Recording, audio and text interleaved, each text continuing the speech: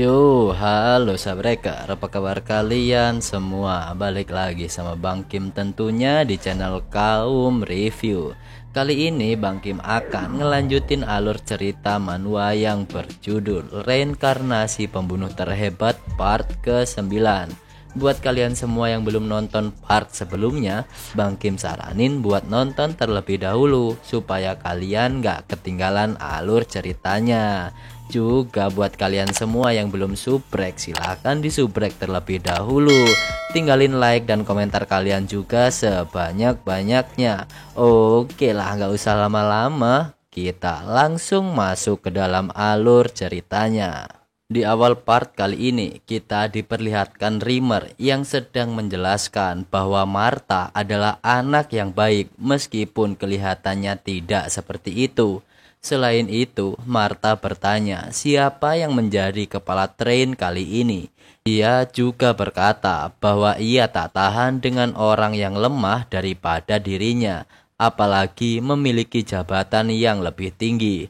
Dengan sombong, Martha berkata harus mengetes kekuatan keparat yang menjadi kepala train sekarang. Dengan muka yang gembira, ia berteriak agar kepala train memunculkan wajahnya dan mengajaknya bertanding sekarang juga. Raon yang berada di antara train berpikir dirinya sial karena selalu dikelilingi orang-orang yang bertingkah aneh seperti ini. Lalu setelah itu Raon berteriak menyebutkan namanya dan posisinya sebagai train teratas. Mendengar perkataan Raon tadi, Martha berkata bahwa Raon tidak seperti orang yang menjadi train terbaik. Tapi menurutnya itu tidak masalah. Ia langsung mengajak Raon untuk bertarung. Lalu di sisi lain, Buren memanggil Martha dan berkata di mana letak harga dirinya. Tetapi Martha semakin emosi mendengar perkataan Buren. Menurutnya Buren tak sopan berkata seperti itu terhadap orang yang lebih tua. Martha berbelok ke arah Buren. Ia berkata kepada Buren akan membunuhnya jika bicara tanpa berpikir lagi. Martha menyarankan agar Buren sedikit berhati-hati dengan ucapannya. Lalu Buren menyangkal Martha dan berkata bahwa Raon diakui sebagai train teratas oleh Rimmer dan Lord Sighart. Lalu Buren bertanya apakah Martha tak setuju dengan keputusan mereka.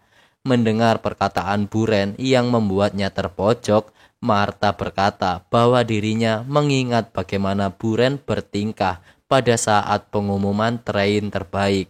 Lalu ia bertanya apakah ia salah melakukan apa yang dilakukan Buren sebelumnya. Buren pun menjawab bahwa dirinya tak ingin melihat kejelekan yang sama seperti yang ia tunjukkan sebelumnya. Melihat Buren yang menyangkal Martha, menurut Raon Buren benar-benar sudah berubah dan Martha tetap berjalan mendekati Raon. Sementara itu, tampak Runan yang berdiri di depan Raon seperti menghadang Martha untuk mendekatinya. Runan berkata kepada Martha untuk menjauh darinya. Melihat orang-orang yang berusaha menahan dirinya, Martha berkata bahwa ia sangat menikmati pertunjukan kasih sayang kepada teman. Lalu ia berkata bahwa apakah seperti ini cara sampah saling melindungi satu sama lain.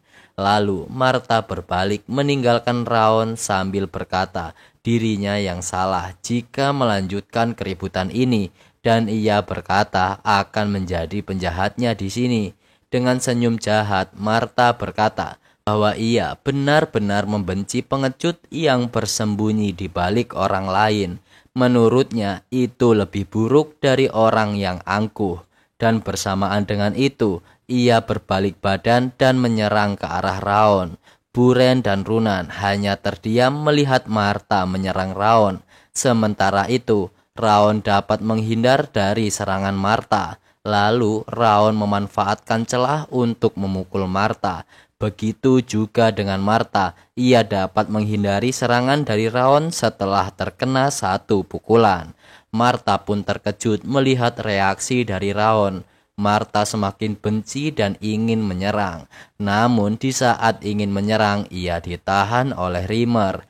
Rimmer berkata bahwa semua ini sudah cukup, dan ia menganggap mereka telah meremehkan dan mengabaikan dirinya. Ia berkata bahwa tak enak jika diperlakukan seperti tidak ada dan tidak dihargai.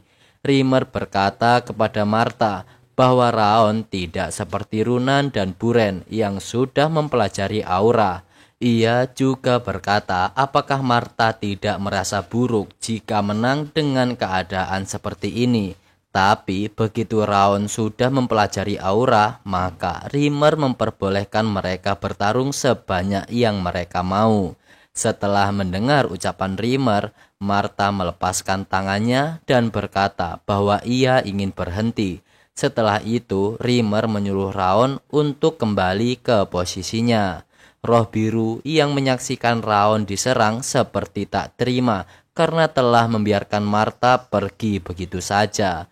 Roh biru berkata bahwa akan mencabik-cabik tubuhnya tak akan cukup untuk membalaskan dendam.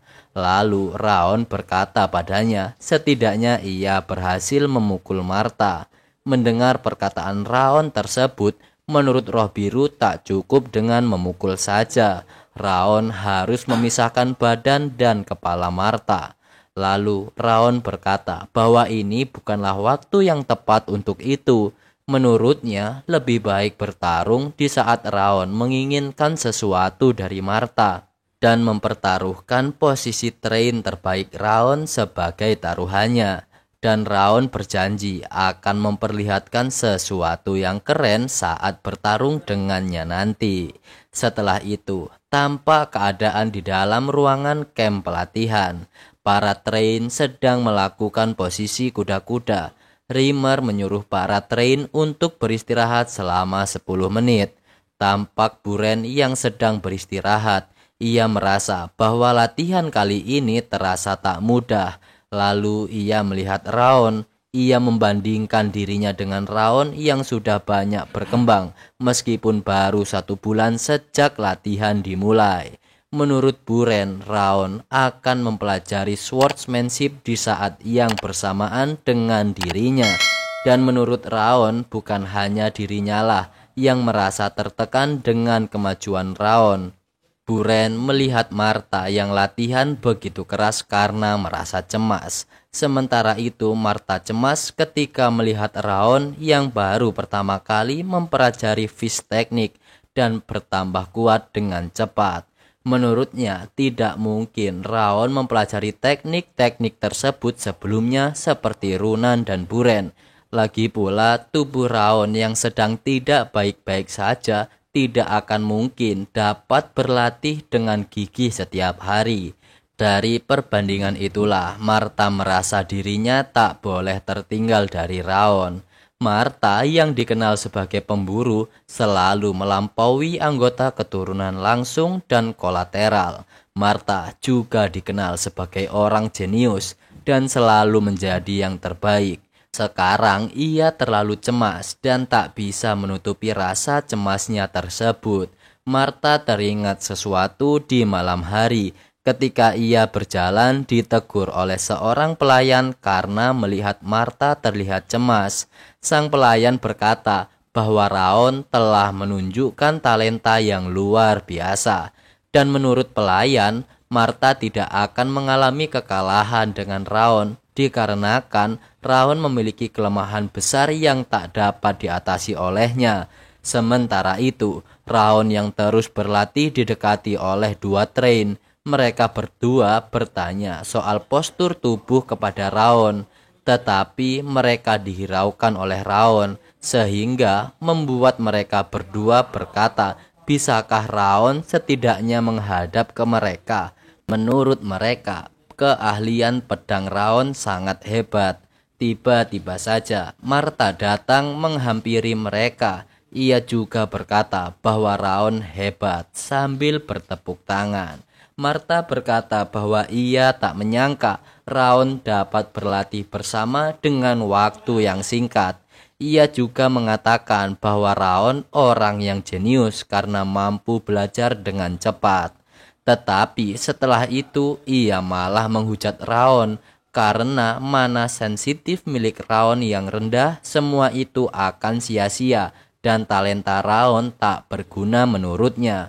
Martha juga berkata, setidaknya Raon dapat menjadi seorang instruktur ilmu pedang.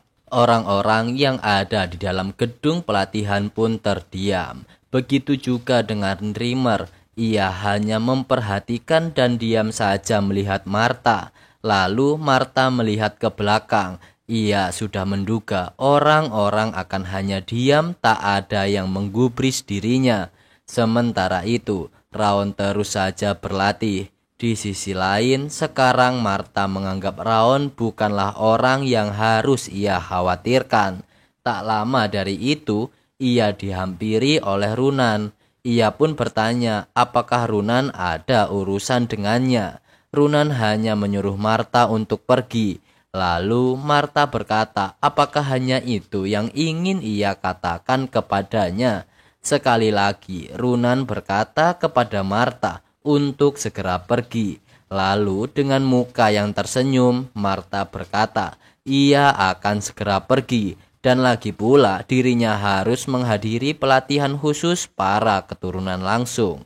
Martha pun meninggalkan Runan. Sementara itu Runan hanya memperhatikan gerak-gerik dari Martha. Di malam hari, tampak Raon yang sedang beristirahat selesai latihan. Ia berkata bahwa latihan hari ini sudah cukup. Sambil melihat tangannya yang berlatih pedang, ia merasa bahwa latihan ini sungguh menyenangkan. Ia mengingat dirinya yang dahulu pada saat di medan tempur. Raon tidak hanya belajar seni bela diri, tetapi ia juga mempelajari teknik bertahan hidup dan membunuh.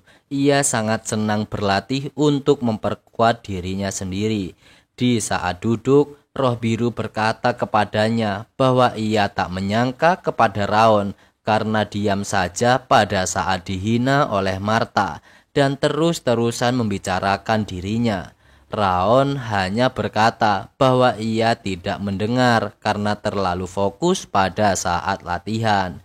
Roh Biru berkata seharusnya Raon lebih peduli terhadap sekelilingnya, dan jika ada yang mengatainya seperti itu, ia pasti akan membekukannya di tempat. Raon berjalan hendak keluar dari gedung latihan. Bersamaan dengan itu, Raon memotong perkataan Roh Biru dan berkata bahwa tak ada untungnya bertikai dengan Martha untuk sekarang ini, dan bahkan tanpa teknik Thousand Flame pun Raon dapat mengalahkannya dengan mudah. Pada saat Raon membuka pintu, tiba-tiba saja di hadapannya sudah ada Runan yang membawa sebuah kotak. Raon pun terkejut dan bertanya kenapa Runan berada di sini. Runan segera membuka kotak tersebut. Ia mengeluarkan sebuah makanan dan menyuruh Raon untuk memakannya. Raon hanya melihati makanan tersebut dan bertanya makanan seperti apa ini. Tetapi Runan tidak menjawab. Ia tetap menyuruh Raon untuk memakan makanan tersebut. Raon pun memakan pemberian Runan. Raon sebagai asasin belajar untuk tidak menerima apapun yang diberikan oleh orang lain. Tapi menurutnya, Runan tak akan memberinya sesuatu yang buruk. Lalu tiba-tiba Raon dan Roh Biru merasakan sesuatu yang berbeda. Makanan tersebut begitu lezat. Mereka ingin makanan tersebut lebih banyak lagi. Lalu Raon berkata kepada Runan bahwa makanan tersebut sangat lezat. Runan menjelaskan makanan tersebut adalah es krim marble. Sesudah itu, Runan berbalik badan dan segera pulang. Lalu Raon hendak menghentikannya. Raon berpikir bahwa Runan telah mengkhawatirkan dirinya. Menurutnya, Runan sangat menyukai makanan manis, dan di kotak yang ia bawa ada 4 buah es krim. Tapi Runan menyisakan 1 untuk dirinya. Menurut Raon, pasti Runan sangat berat hati untuk memberikan sesuatu yang disukai olehnya. Tetapi Raon telah berterima kasih. Ia berpikir akan membalas kebaikan Runan suatu saat nanti. Setelah itu, tampak Raon telah tiba di depan pintu gerbang rumahnya. Tampak orang rumah sangat khawatir dengan Raon yang pulang larut malam. Lalu tampak Judil memberikan surat informasi yang akan diberikan kepada Sentral Martial Palace. Lalu Raon bertanya tentang apa yang dikatakan oleh orang-orang di sana. Judil pun berkata bahwa tidak banyak yang dikatakan oleh orang-orang Sentral Martial Palace. Mereka hanya memerintahkan Judil untuk mencari informasi lebih dalam mengenai Raon yang mampu menguasai ilmu pedang dan pertarungan begitu cepat. Dan Judil juga menyampaikan bahwa orang-orang di sana keliangan sangat ingin meminta informasi tentang Raon karena mengetahui kabar bahwa dirinya belum menguasai aura. Lalu Raon bertanya bagaimana omongan mereka tentang ibunya.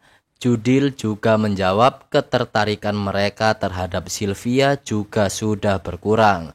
Judil juga berkata bahwa dirinya akan ditarik oleh orang-orang Sentral Martial Palace.